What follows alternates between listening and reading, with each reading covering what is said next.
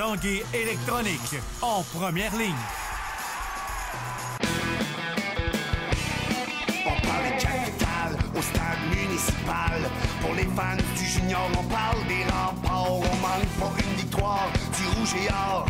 À l'esprit sportif, on aime le sport. Bon début de semaine, bienvenue à l'Esprit sportif. Un peu plus tard dans l'émission, on parlera du challenge hivernal Adaptavie et d'un tournoi de curling assez particulier. Mais d'abord, parlons d'Anthony Duclair qui, au cours de la fin de semaine, a appris toute une nouvelle lors de la rencontre entre les Remparts de Québec et les Saguenay de Chicoutimi. Entre la deuxième et la troisième période du match, l'entraîneur-chef Philippe Boucher lui a appris que ses droits avaient été cédés aux Coyotes de l'Arizona par les Rangers de New York. Évidemment, le numéro 10 des Remparts était sous le choc lorsqu'il a rencontré les journalistes. Duclair, belle fête! Sur le but! Anthony Duclair a mystifié la défensive du Cap-Breton et c'est 2-2. Après la deuxième, Philippe me l'a dit, puis j'étais pas mal en choc, j'étais pas mal surpris, mais en même temps, je n'avais pas trop pensé en troisième, mais c'était une troisième période pas mal émotionnelle pour moi. J'étais vraiment surpris, puis c'était vraiment sur le choc quand après Phil me l'a dit après la deuxième. C'était important avant de parler aux Rangers pour être sûr que c'était vrai. Puis ils m'ont donné le feu vert là, de lui dire parce que je pense que c'était inévitable qu'elle allait le savoir là, pendant la troisième ou tout de suite après la game. Je pense que c'était la bonne chose à faire. Puis il ne peut pas en vouloir aux Rangers pour ça. C'est ça. Duclair moves in. And he scores! Anthony Duclair! His first game on Garden Ice! Déçu de partir de New York, oui, c'est certain. Comme tu l'as dit, ils m'ont repêché avec leur choix. Ils m'ont donné une chance à 19 ans de faire ma carrière dans la Ligue nationale. C'est sûr que je manquais à place, mais en même temps, je suis pas mal excité de joindre Arizona. Je pense que c'est une bonne organisation. Et puis, je vais avoir Max Domier, mon bon ami, là avec moi. Je pense que Tony vient de réaliser le hockey, c'est une business. Je suis certain qu'il avait demandé son opinion. Il n'a pas réagi trop. Je pense qu'il était encore sur le choc un petit peu après la game, c'est normal.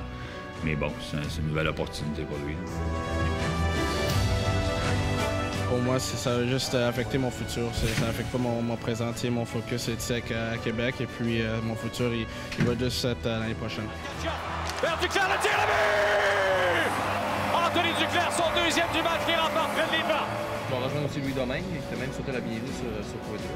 Ouais, Louis Domingue, un autre gars que j'ai joué avec. Et puis, un autre gars, Chicoutimi, Laurent Dauphin, il m'a fait un sur sa glace à la troisième. Et puis, c'est sûr, je connais beaucoup de monde là-bas, fait que c'est pas comme si je vais à une équipe que je connais pas de monde. Ça vient avec la pression, n'importe quand que tu fais échanger, il y a toujours une pression, que tu sois un prospect ou un joueur vétéran de la Ligue nationale, c'est sûr que ça vient d'une certaine pression et puis je suis prêt pour ça. Ça va être à lui de réagir de la manière qu'il veut, mais écoute, il y a un nouveau club à impressionner. Il y a beaucoup de choses à travailler pour jouer dans la Ligue nationale l'année prochaine. Je pense que ça... je m'attends pas à ce que ça change son niveau de jeu. Je pense qu'Anthony va jouer du bon hockey pour nous autres dans le futur. Du Robert Machom en se retournant pour Duclair sur l'aile droite et s'avance. Duclair pointe la remise devant. Quel coup de but! Tony D! Je suis pas mal excité de joindre à cette organisation-là. Je pense que ça va être un peu plus chaud là-bas que New York. Week-end parfait pour les Remparts de Québec devant leurs partisans. Après une victoire de 6-5 en prolongation face aux Screaming Eagles de Cap-Breton vendredi soir, les joueurs de Philippe Boucher ont à nouveau ouvert la machine offensive dimanche lors d'une victoire de 5-1 face aux Saguenay de Chicoutimi. Avec un but et 3 passes, Dimitro Timashov a remporté la couronne du joueur du match dans cette 37e victoire de la campagne pour les Remparts de Québec. De retour au jeu, Adam Erney a inscrit son 38e but de la saison, alors que Zachary Moody, Ryan Graves et Marcus Cuomo se sont également distingués. Excellent travail de Callum Booth, auteur de 31 arrêts. Après la rencontre, Philippe Boucher se réjouissait dans l'ensemble de ce triomphe où il a vu ses joueurs disputer une rencontre plus physique. Un petit peu déçu de la première période. Là. On n'a pas sorti comme on voulait. Là. C'est une chose qu'on veut corriger, mais pour le reste, les 40 autres minutes ont été très bonnes. Caleb était bon. Défensivement, on a bien bougé la rondelle. On s'est impliqué physiquement. Là, en travaillant. Des gars comme la ligne à masse, Carosa a été très bonne. Puis Very a très bien joué. Non, on est content. Bon week-end pour nous autres. Il nous en donne beaucoup. Il y a des choses à travailler. Là, il veut faire un pro, il veut jouer dans Ligue nationale. Il y a des petites choses qu'on veut qu'il corrige, mais on va dire, ses habiletés de passeur, c'est incroyable. Là, ce soir, il a joué une bonne game. La passe qu'il a faite à Marc-Olivier Roy le vendredi soir, j'ai pas beaucoup de joueurs à n'importe quel niveau qui peuvent faire ça. Ses habiletés offensives, ses habiletés de compléter des bons joueurs sont vraiment spéciales. Il y a juste des petits détails de sa game à améliorer, mais on savait que c'est un bon joueur, puis on espérait qu'il soit encore là à notre rang de sélection. À Falun, en Suède, le Québécois Alex Hervé a pris le 5e rang du 50 km lors des mondiaux de ski nordique présentés dimanche. L'athlète de Saint-Féréol-les-Neiges termine donc ses mondiaux avec 2 podiums, une médaille d'argent au sprint individuel enlevée au premier jour de l'événement et une de bronze au skiathlon de 30 km le surlendemain. Il reste 3 étapes de la Coupe du monde pour clore la saison, dont un arrêt à Lahti en Finlande le week-end prochain.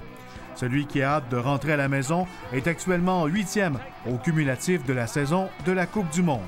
En ski acrobatique, le Québécois Philippe Marquis est à nouveau monté sur un podium lors de l'épreuve de bosse en parallèle de Tazakamo au Japon.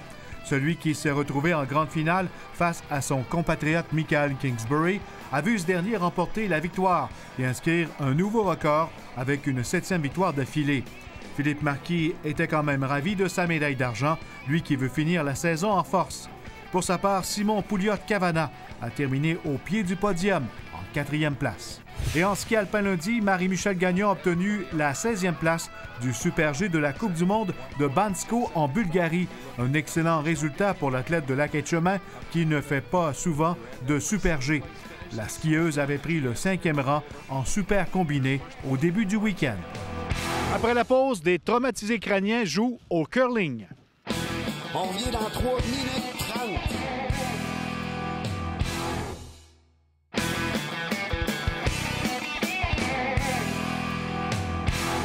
Depuis 5 ans à Québec se déroule le challenge hivernal Adaptavie. Différents sports adaptés pour des athlètes dans différentes disciplines comme le ski de fond, le ski, le hockey, également le volleyball. En fin de semaine, c'était le tournoi de curling et tous les athlètes présents avaient un point en commun. Ils ont tous souffert d'un traumatisme crânien. André Martin nous les présente.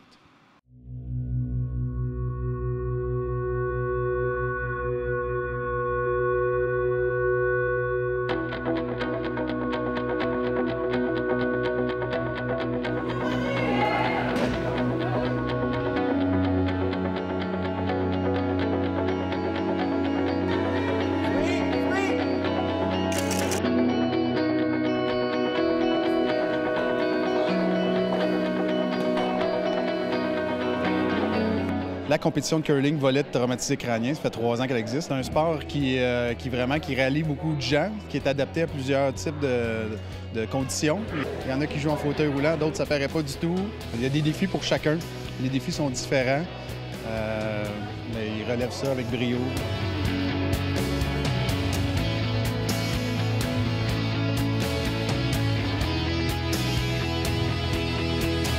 Quels sont tes défis à toi pour jouer au curling avec les séquelles de ton traumatisme crânien? Quand pousser, quand pas trop pousser, comment bien curler, ça fait travailler le cerveau aussi. Puis mon char, quand ils ont trouvé mon char, j'étais déjà en coma dans l'auto. J'ai la fenêtre du chauffeur, je l'ai cassée avec ma face. Voici comment j'ai eu un traumatisme. Et ça m'a été dit que je ne marcherais plus. Maintenant, j'ai travaillé fort, extrêmement fort. Puis maintenant, je joue au curling, je marche. Nous, les accompagnateurs, on a le droit là, de donner un coup de main, de balayer, mais on ne peut pas lancer de pierre. Donc, c'est les gens qui ont un traumatisme crânien cérébral qui vont lancer les pierres. Les accompagnateurs peuvent balayer.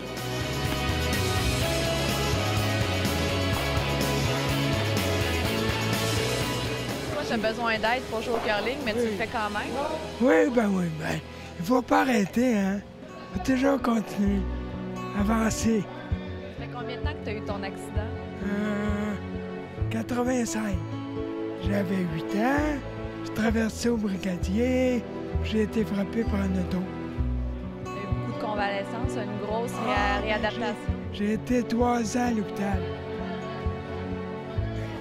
J'ai dû passer, s'orienter vers l'avant. Tu as l'air assez heureux.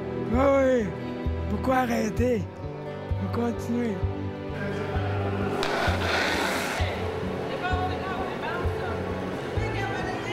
C'est un très beau tournoi pour eux autres. Je ne sais pas si vous avez vu ça, l'enthousiasme, tout ça.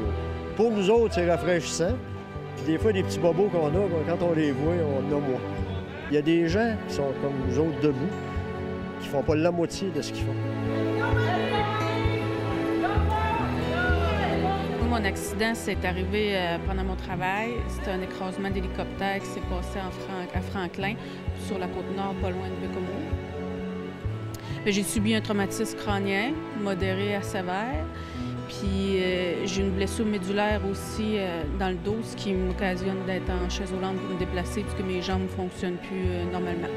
C'est un beau défi pour réussir à lancer une pierre. Ça me prend un bâton qui est adapté parce que moi, j'ai les deux bras, juste un bras, ma pierre ne se rendait pas. Fait qu'en mettant les deux bras et en poussant, ça va beaucoup mieux. Il faut réussir à se soigner comme il faut, on dirait, dans sa chaise pour envoyer assez de force pour placer notre pierre.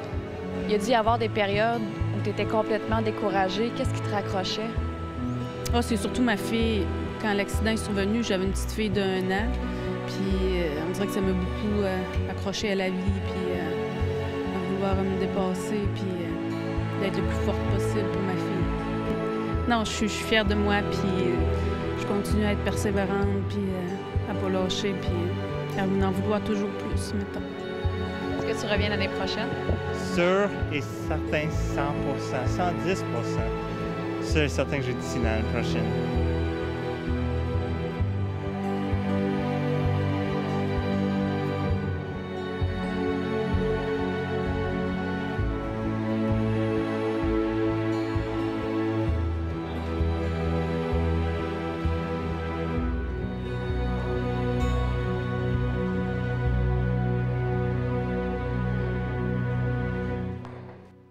Voilà qui complète l'esprit sportif pour aujourd'hui. Demain, une rencontre avec Laurent Dubreuil qui est de retour de sa saison en patinage de vitesse longue piste. Également, un reportage sur les Olympiques spéciaux. Bye-bye, à demain.